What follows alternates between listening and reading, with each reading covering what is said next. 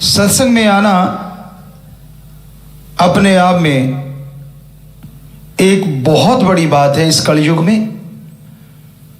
यहां भी मिर्च मसाला हो, ठगी, बेईमानी, बुरे बुरे कर्म होते हों, चुगली निंदा होती हो, बिना कहे बिना पूछे लोग वहां पहुंच जाते हैं और सिर जोड़ के बैठ जाते हैं।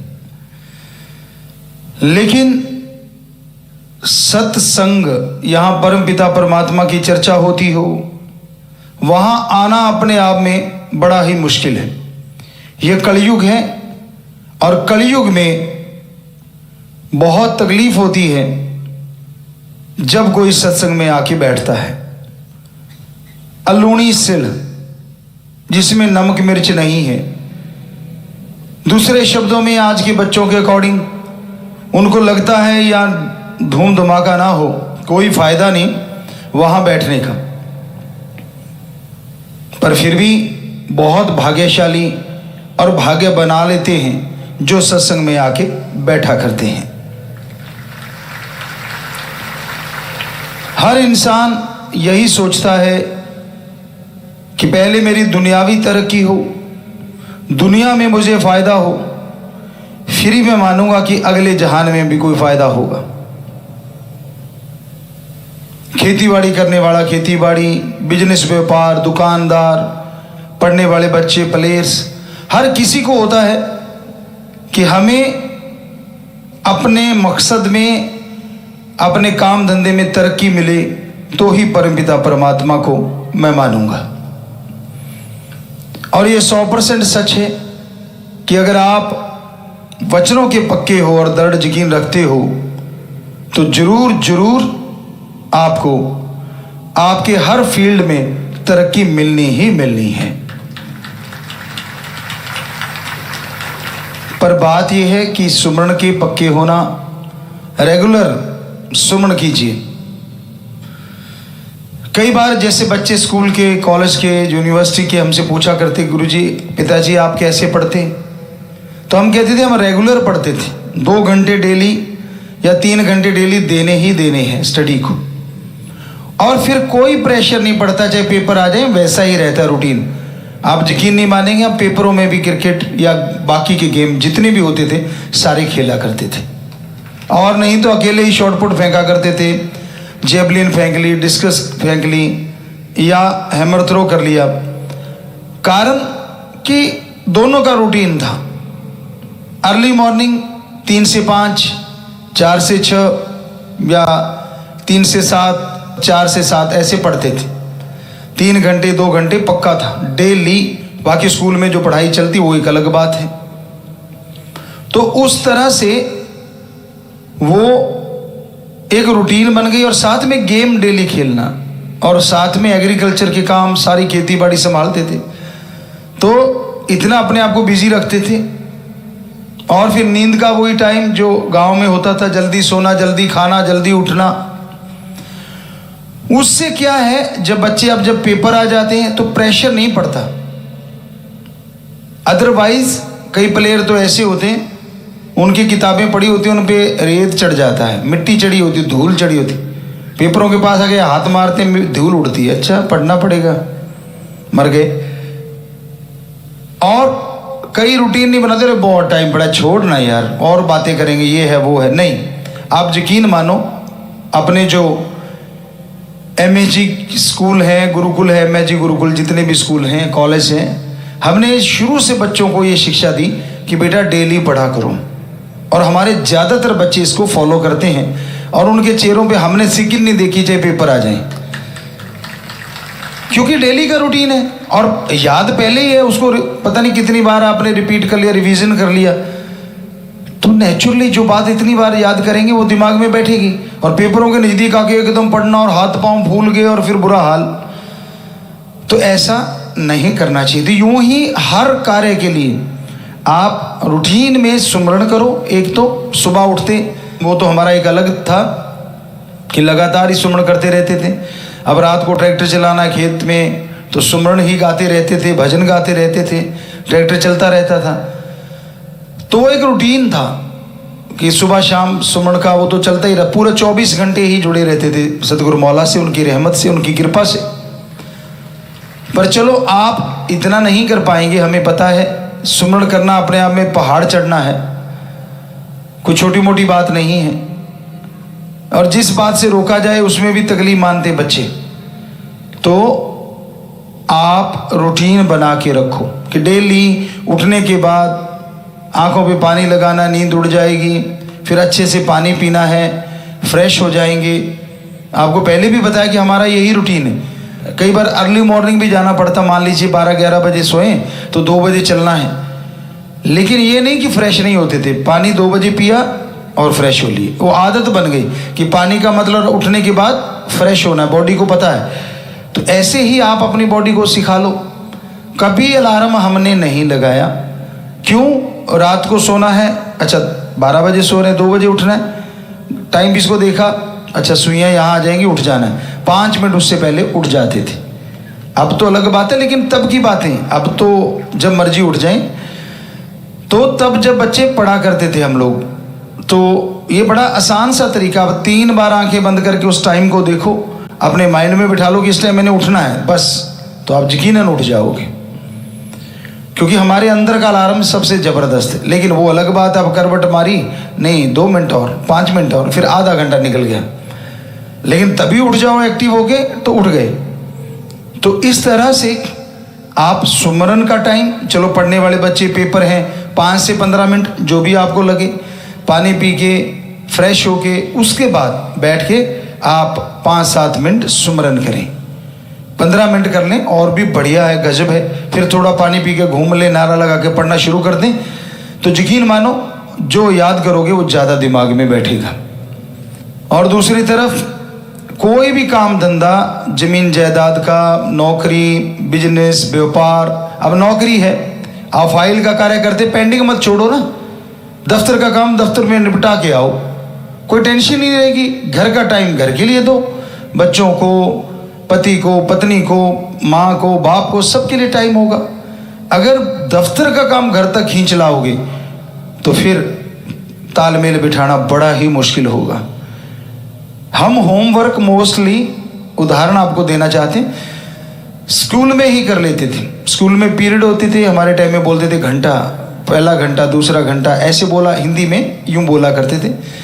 तो कुछ पीरियड ऐसे होते थे, घंटे ऐसे होते थे जिसमें खाली होते थे। एग्रीकल्चर का है, किसी में टीचर लेट आया, रिसेस टाइम 45 मिनट का होता था, आधी छुट्टी कहते थे, तो उसको स्पीड से भागना और 15 मिनट में खाना खूना सब निपटा के वापस आ जाते थे।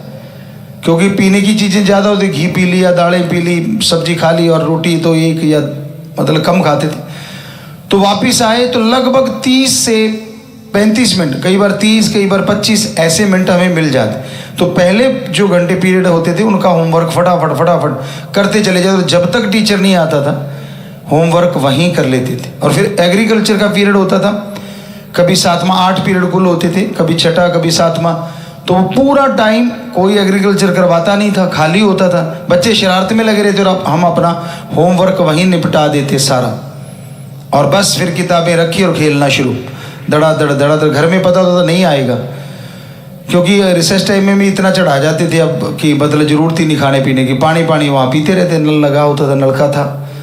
सो तालमेल बिठाना, पता है कि मैंने खेलना है तो मैंने वो टाइम अपना सेट कर लिया। तो ऐसे ही हर बंदा अपना टाइम सेट कर सकता है अगर चाहे तो।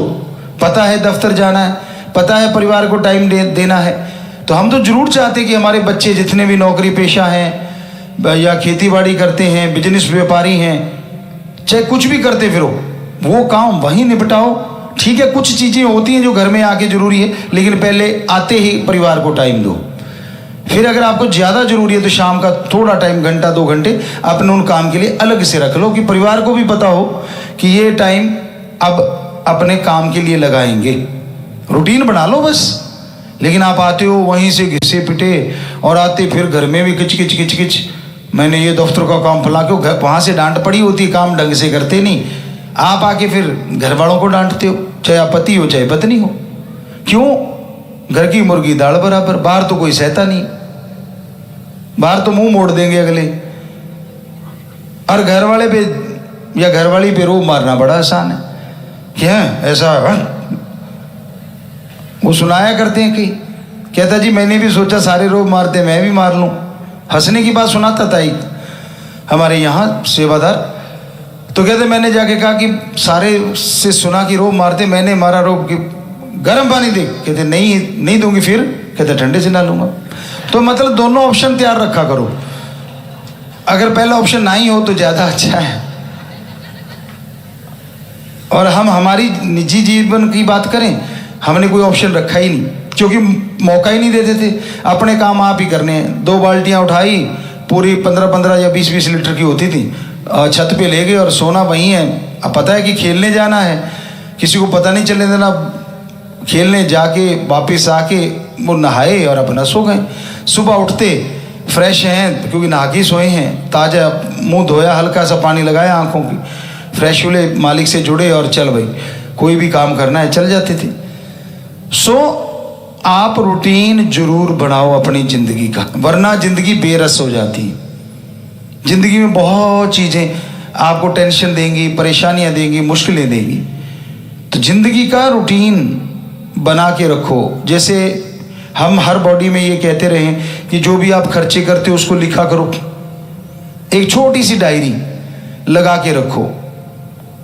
हमारे पास थी एक बही होती थी, एक छोटी सी डायरी होती थी, हर समय जेब में। जब बेपरवाजी ने बुला लिए तो बच्चों ने, बिटिया ने भी पढ़ा। उस डायरी थी छोटी सी, और उसमें हमारे उस टाइम के हर दिन का रूटीन, लगभग खर्चा जो होता था वो उसमें लिखा होता था। और बड़ी पढ़ के हंसी भी आई इनको। 1 रुपए का टूथब्रश लिया, क्योंकि अब 74-75 में तो इतना ही चलता था, या इतने पैसों का, या इतना ये किया वो किया, कहाँ चाय ली, कहाँ कुछ खाया, हर चीज़ उसमें दर्ज थी। और आके वो खर्चा जोड़ के चढ़ा देते थे वहीं पे कि आज इतना खर्चा हुआ। डिटेल उसकी थोड़ी सी ब्रैकेट में दे देते थे। तो ये तब की बातें। बेपरवाजी ने एक बार वो फरमाया था, पुराने सत्संगी उस बॉडी में सुना होगा। आज आपको पता नहीं कितनी बार कह चुके हैं इस बॉडी में बेपरवाजी ही कहलवाते, पता नहीं कितनी बार कि एक डायरी जरूर लगा के रखो। जो खर्चे होते हैं, घर गृहस्थी खास करके जो मुखिया है उसका तो फर्ज बनता है, वैसे सभी का ही, कि जो जो खर्चे होते हैं लिखते रहो। कहीं कहते हैं ना पैसे आते हैं पता नहीं कहाँ चले जाते हैं, हम गारंटी देते हैं 100% पता होगा कहाँ चले जाते हैं। हाँ, अब लगाते टाइम, जैसे बेटियां कह रही थी एटीएम देना, कितना ठोक दिया खर्चा पता ही नहीं। तो अब कोई भी चीज आप खर्चते हो, आखिर स्ट्रगल आपको ही करना होगा। आने वाले टाइम में परेशानी तो आपको झेलनी है। तो क्यों ना, मालिक ना करे आप पे कोई ऐसा समय आए, लेकिन एक पैसा ऐसा रखना भी चाहिए कि कोई टाइम आता है अपने को जरूरत पड़ती है। जरूरी नहीं माड़े टाइम के लिए, अच्छे टाइम के लिए भी रख सकते हो कि आप भला भी करेंगे, आप ऐसा ऐसा कर सकते हैं। अब साइकिल से स्कूटर लेना है तो आपको जेब खर्ची तो कम करनी पड़ेगी ना। कई तो चलो मुंह में सोने का चमच लेके पैदा होते हैं, उनको तो पता नहीं चलता, पर कई ऐसे होते हैं कि एटपारी सौदा चलता है, तो पैसा बचाना पड़ेगा। खाने में कॉम्प्रोमाइज ना करो, हमारा ये कहना है कि सही ढंग से खाओ। पहनने में कर लो, थोड़ा करना है, और चीजों में कर लो, घर खर्चों में कर लो। एक चादर बहुत देर चल सकती है, 15 चादर लाके रख दी, क्या सिर में मारोगे? 2 चादर रखो, एक बिछा ली, एक धो ली, क्या फर्क पड़ने वाला है?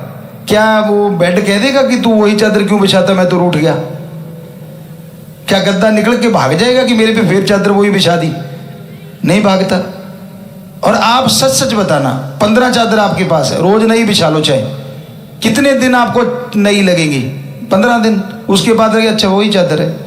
इसके आपके हिसाब से तो 365 चादर होनी चाहिए रोज की, एक बदले तो अच्छा नहीं, 2 ही रख लो, 4 रख लो, चलो ज्यादा ही है, एक धो ली, एक बिछा ली, बात खत्म। अरे अपने देश में ऐसी भी जगह देखी थी हमने, आज तो नहीं कह सकते, बहुत पहले की बातें। यहाँ लोग चादर ही ओढ़ते थे और चादर ही बिछाते थे, सोच के देखो। और मिट्टी की रोटी खाते देखा उनको घास में मिला के। ये 90 की बात है, 90 के बीच की, 2000 के बीच की, आदिवासी एरिया में। तो उनसे आपकी जिंदगी कितनी बेहतर है। बिना वजह अगर आपकी तमन्नाएं नहीं बढ़ती, इच्छाएं नहीं बढ़ती, तो कोई कुछ नहीं कर सकता।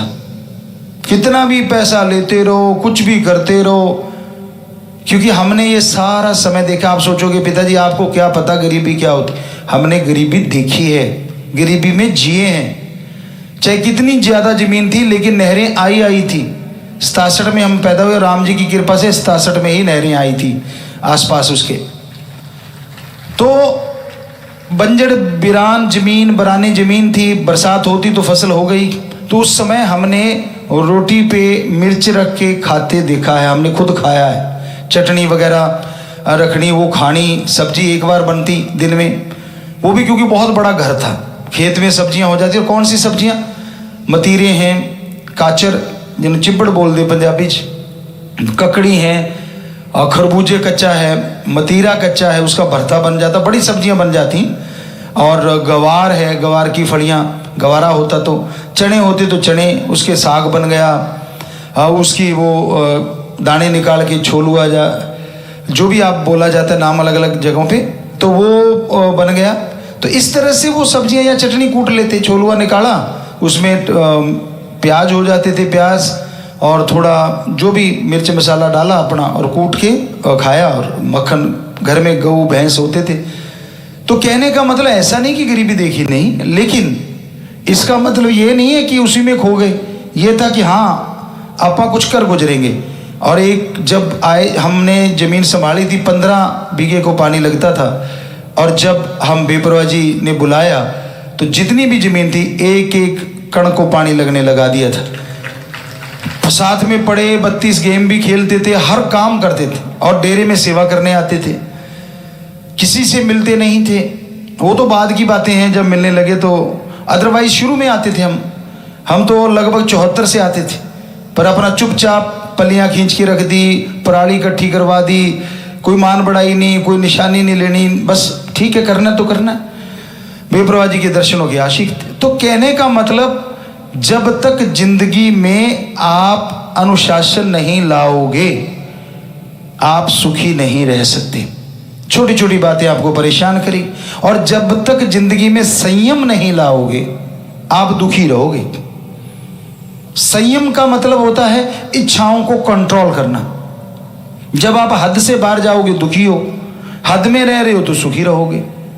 इसलिए भाई हद में रह के संयम रखो और टेंशन फ्री रहो। मालिक जो कर रहा है अच्छा कर रहा है, जो करेगा अच्छा करेगा। कल ही आपको बात सुनाई थी, जो उस पर अमल करते हैं उन्हें जरूर खुशियां मिलती हैं।